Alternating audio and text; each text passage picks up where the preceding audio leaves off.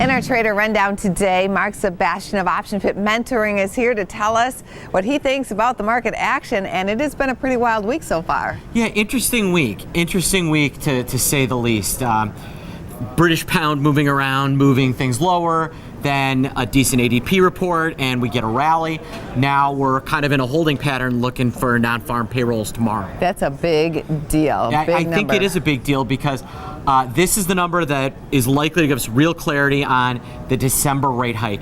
Most traders now think the Fed is going to try and raise rates in December, and if they have the choice, they will, whereas September was more the hawkish ones wanted to, but based on what we're looking at, looks like December is on the table and more likely on the table than off.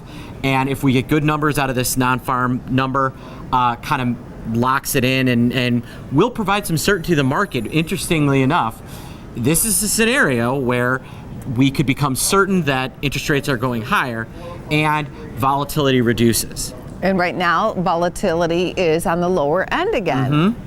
Yeah, the VIX itself is on the low end, but the tradable asset on the VIX is kind of expensive right now.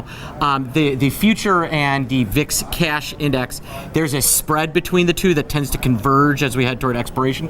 A little into the weeds here, but just for a reference, traders have a real idea of where that spread should be trading, and it is extremely rich relative to where it normally would be at this time. What does it tell you? Well, it tells me that traders are wary that the VIX might move back toward 14 or 15.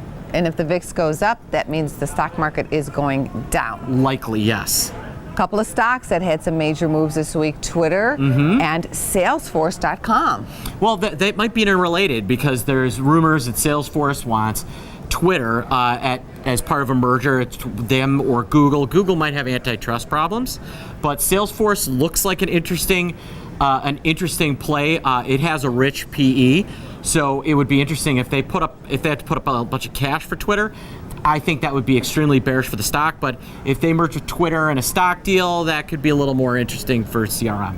Twitter, Salesforce, and Netflix. Traders all over these stocks because of takeover chatter. It's really interesting to watch such big tech names getting so much focus. It's fascinating. I haven't seen something like this in quite a while, actually. Well, I think it tells you that we're toward the end of an innovation cycle and moving off the box and social media, that the innovative side of that part of the business is maybe going away, and now they're turning into kind of more mainstream businesses. Interesting. Thanks for coming on the show. I appreciate you very much. Thanks for having me, Ange.